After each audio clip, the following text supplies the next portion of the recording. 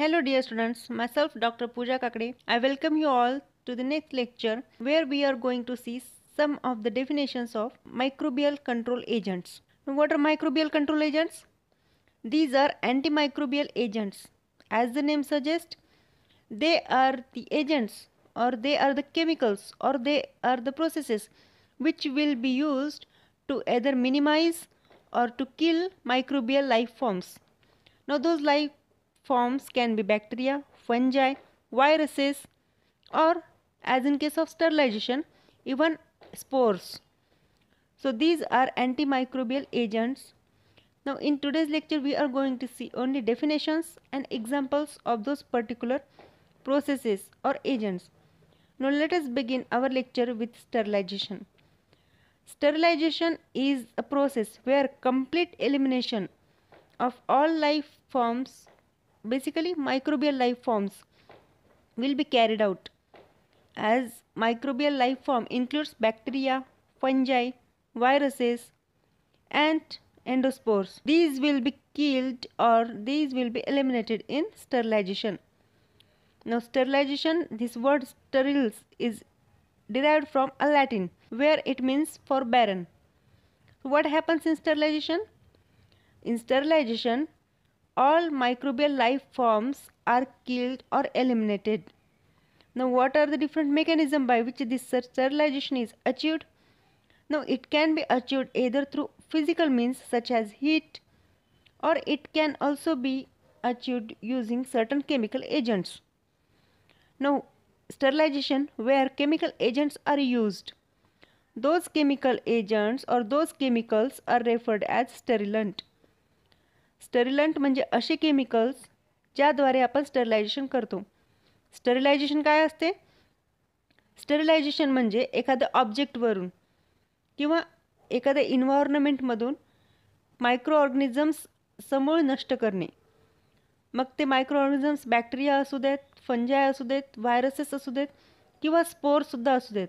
Spores आपल्याला माहिती आहे these are heat resistant, they are not easily get rid of. ते स्पोर्ससुद्धा हे स्टरिलायझेशनमध्ये नष्ट केले जातात. Even though spores are killed in स्टरिलायझेशन.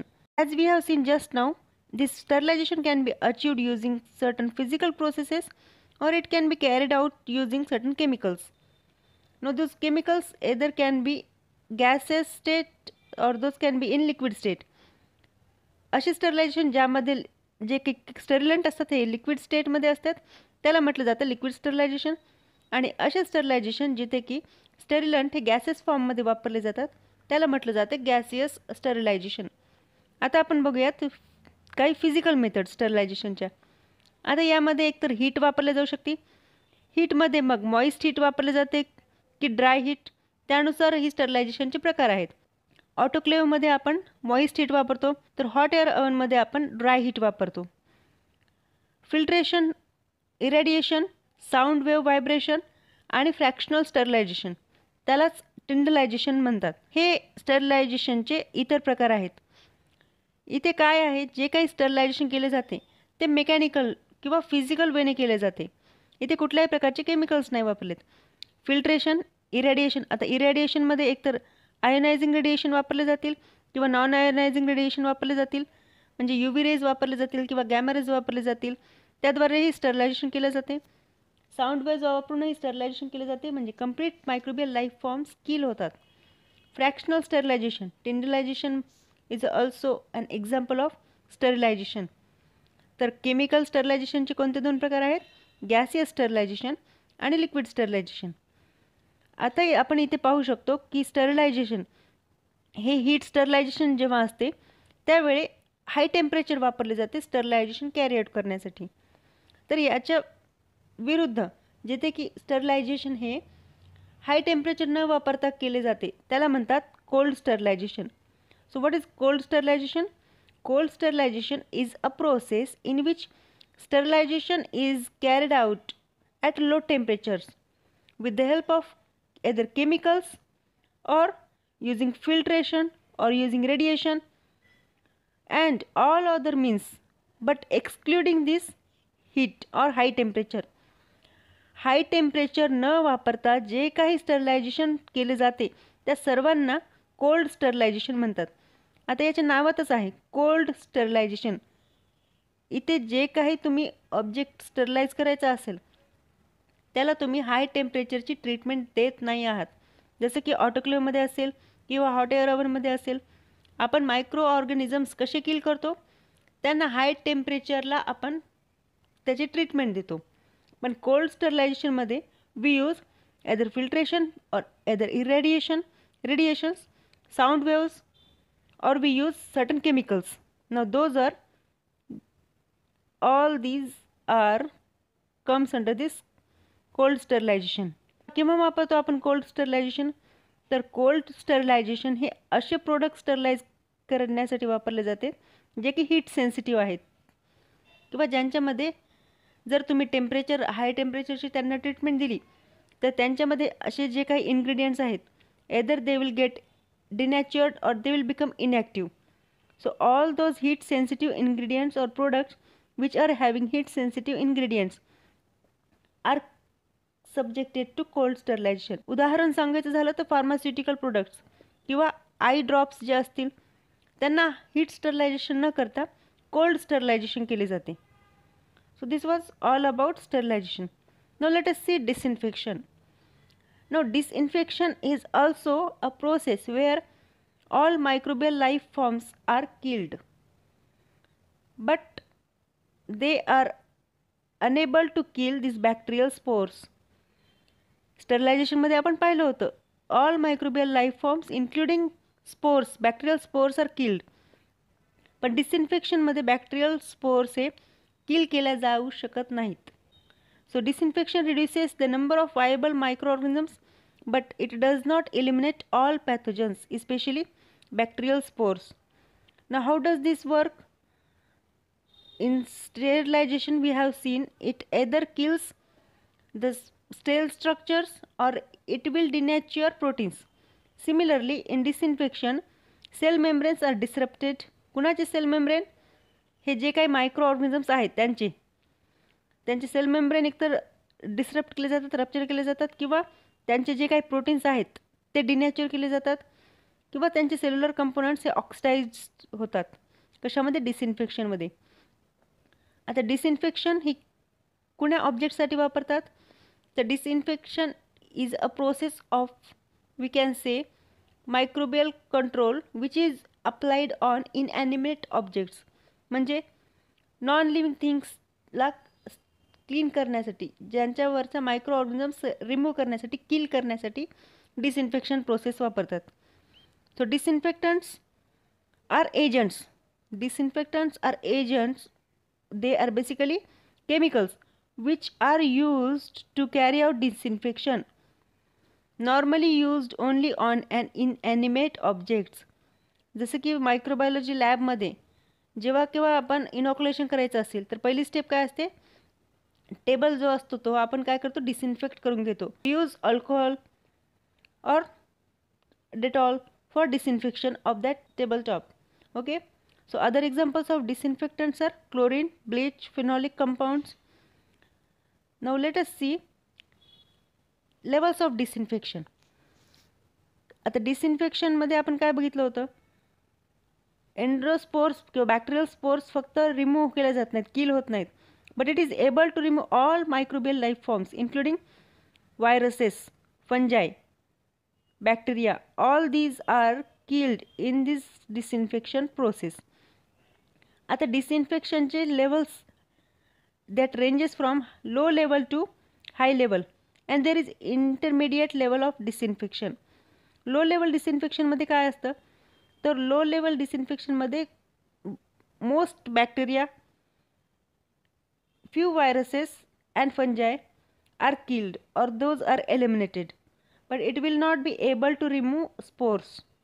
Example of low level disinfection are quaternary ammonium compounds.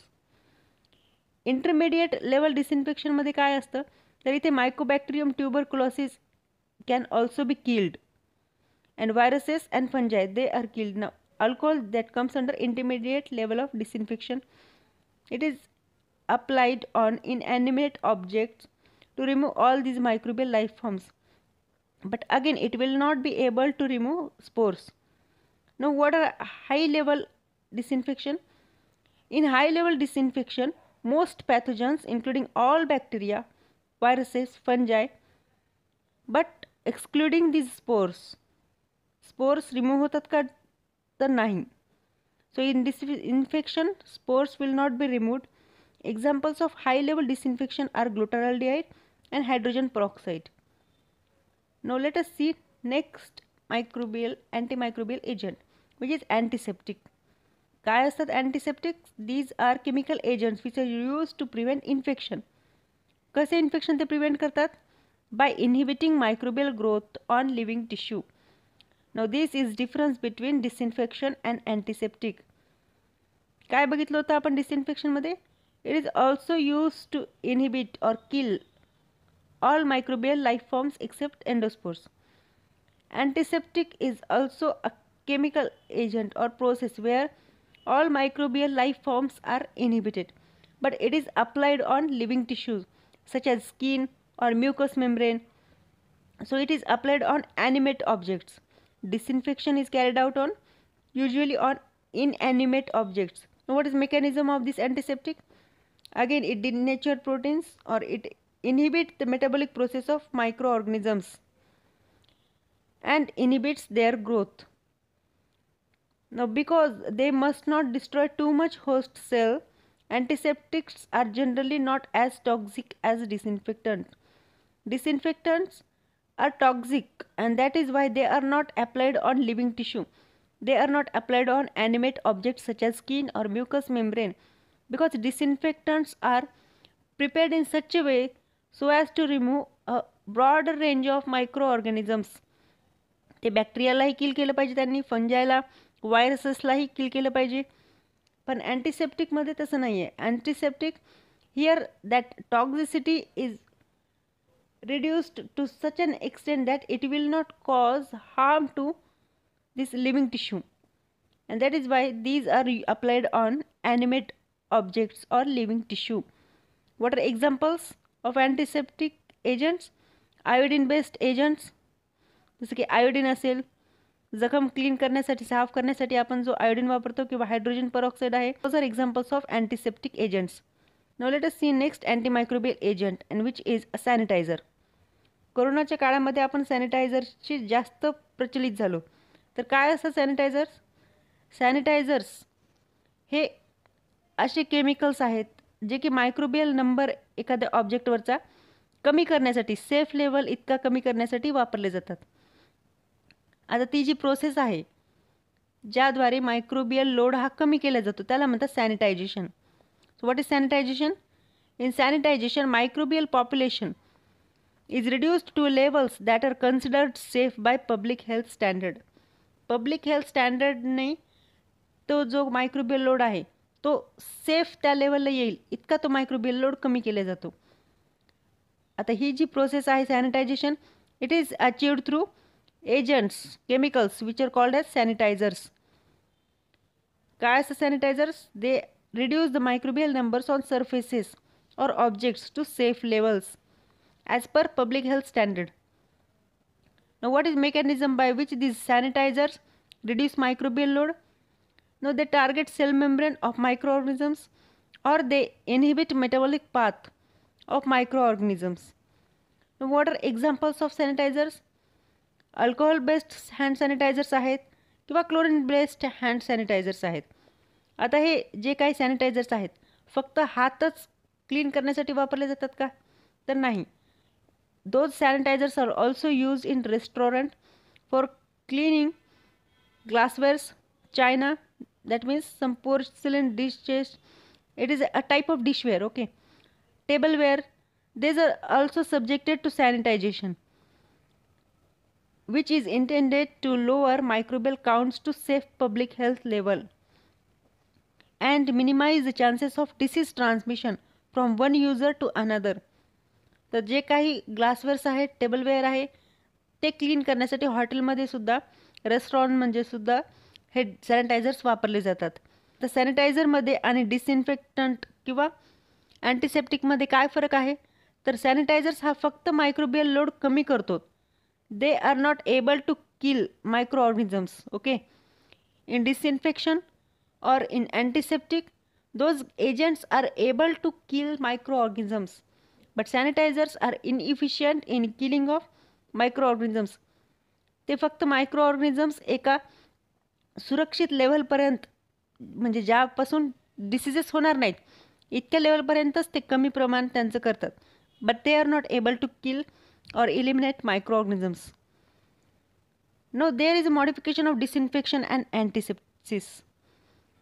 जेव्हा केव्हा आपण इंजेक्शन घ्यायचं असेल तर काय करतात डॉक्टर, एक कॉटन घेतात आणि आपल्याला जिथे इंजेक्शन द्यायचं आहे तितका भाग हे कॉटननी काहीतरी त्याला लावलेलं असते विच इज अल्कोहोल, त्याने ते साफ करून घेतात. तर that process is called as degerming or degermation. So what is degermation? It is a process which is done for mechanical removal of microorganisms in that particular limited area. इथे मायक्रोऑर्गॅनिझम्स किल केले जात नाहीत, तर फक्त कॉटनच्या सहाय्याने मेकॅनिकली ते रिमूव्ह केले जातात या लिमिटेड एरियामधून. So that is what a degerming or degermation is. Now let us see germicide. So germicide, आता जिथे कुठे असा CIDE हा सफिक्स वापरला जातो दॅट मीन्स किलिंग. आता जर्मिसाइड इथे कुणाच्या नंतर हा CIDE लागलेला आहे? CIDE is used after germs. So as the name suggest it will be a chemical that will be killing germs. आता जर्म्स काय आहेत? Those are micro organisms. इथे हा ब्रॉडर रेंजमध्ये शब्द वापरलेला आहे. आता जर्मिसाइडलाच बायोसाइडसुद्धा म्हणतात. So germicides kills microorganisms usually with certain exceptions such as endospores. Again, they will not be efficient in killing spores, bacterial spores. Okay. So names of treatments that cause outright death of microorganisms have suffix CIDE. CIDE जिथे कुठे लागला तिथे तो कशाला लागला हा शब्द बघायचा आणि त्याचं त्यांनी किलिंग केलेलं आहे असं समजून जायचं. Okay. So this biocide here CIDE suffix is used for killing of this bio means all microorganisms. So germicides are agents capable of killing harmful microorganisms including bacteria, viruses and fungi. Now what is mechanism by which this germicide kill those microorganisms? They will either cause oxidative damage, they will denature proteins of those microorganisms, or they will disrupt their cellular structure. We are going to see that in detail in some upcoming lectures. Here we are going to see only definitions and examples of these particular antimicrobial agents. What are examples of germicides or biocides? Hydrogen peroxide, quaternary ammonium compounds, they come under these germicides. Now let us see fungicide. जसं की तुम्हाला पूर्वी सांगितलं suffix जिथे कुठे हा CIDE लागला तर तो कोणाच्या नंतर लागला त्याला तो किल करतो. Here fungi will be killed. So fungicides kill or inhibit fungi including yeasts and molds. They disrupt cell wall of these fungi, they inhibit their enzyme function and cellular components are disrupted or damaged by this fungicide. Examples काय आहेत फंगिसाइडचे? Miconazole, chloropicrine and methyl bromide. These are fungicide. जिथे कुठे fungal infection झालं असेल तर doctor एक cream prescribe करतात, तर त्यामध्ये असे जे काही इन्ग्रेडियंट्स आहेत these components are fungicides. So they will be harmful to fungi only. म्हणून स्किनवर अप्लाय केल्यानंतर ते होस्ट सेलच्या स्किनला किंवा होस्ट सेल्सला अफेक्ट करत नाहीत. So because they are designed in such a way that they target only फंजाय. Now next agent is viricide or it is also called as virucide. So these are agents which is any agent by physical or chemical means will inactivate or destroy viruses. व्हायरसेसला किल करणारे किंवा destroy करणारे physical किंवा chemical agents म्हणजेच आहेत viricide. Mechanism they disturb viral particles, they will inhibit their replication of viruses, they will target viral envelope required for host cell entry. कोणते आहेत वायरिसाइड किंवा antiviral agents? तर ते आहेत formaldehyde, chlorhexidine and alcohols. Now there are 2 types of antimicrobial agents, antibacterial agents. तुम्हाला वायवामध्ये किंवा जिथे कुठे असा प्रश्न आला, what are 2 types of antibacterial agents. Now antibacterial agents म्हणजे हे जसं आपण बघितलं फंगीसाईड, वायरीसाईड, तसं हे समजा आपण बॅक्टेरिसाईड आहेत, बॅक्टेरियाला किल करणारे. जिथे CIDE शब्द आला so that will be bactericidal agent. पण इथे काय शब्द सफिक्स आलेला आहे, static. So this static means bacteriostatic means they will not be able to kill bacteria.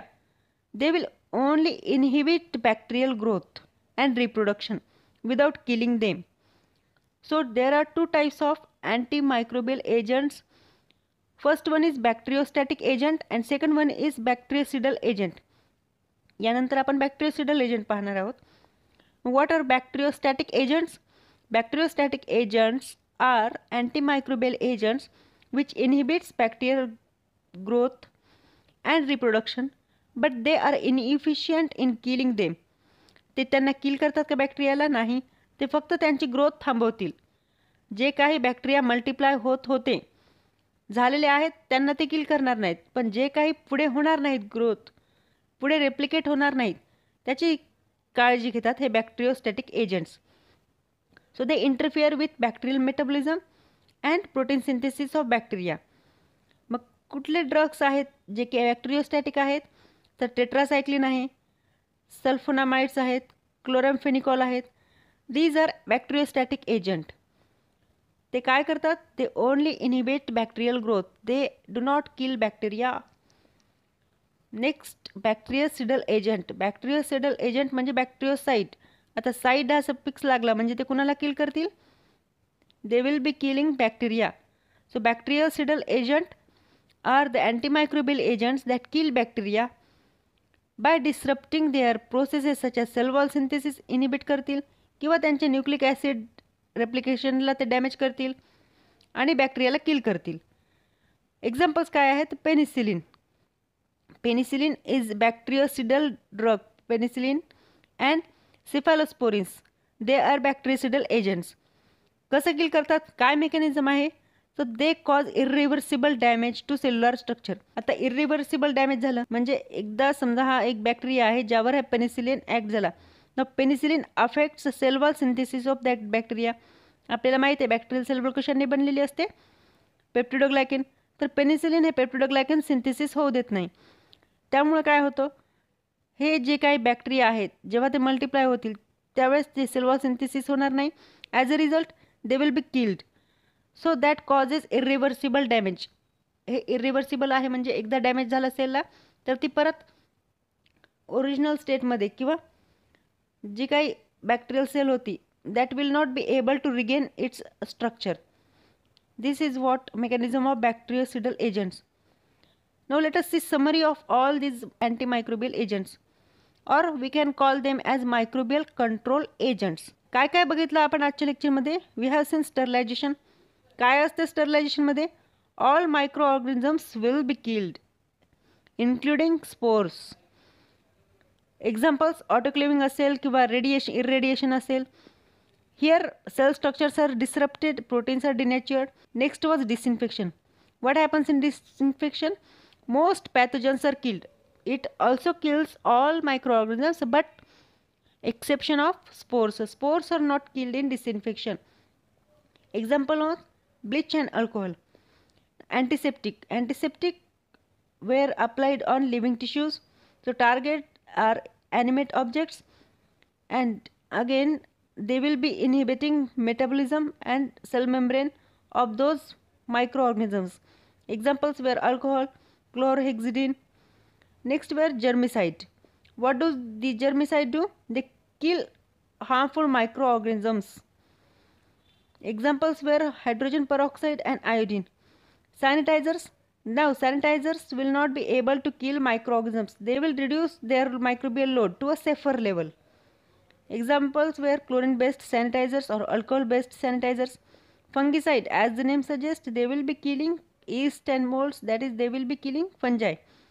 Examples were miconazole, terbinafine, Viricide, they will be targeting viruses. Examples were formaldehyde. Bacteriostatic agents, they will be inhibiting growth of bacteria. Bactericidal agents, they will be killing bacteria.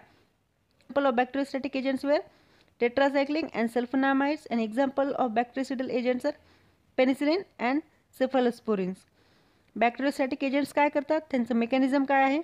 So they will be interfering with metabolism and protein synthesis of micro organisms. तर bactericidal agents काय करतात? They cause irreversible damage to micro organisms by destroying their cell wall, by disrupting their nucleic acid replication. So this was all about the microbial control agents, their definitions, mechanism and examples. Hope I am able to clear this concept to you. In case of any queries, you can reach me out in comment section. Thank you all.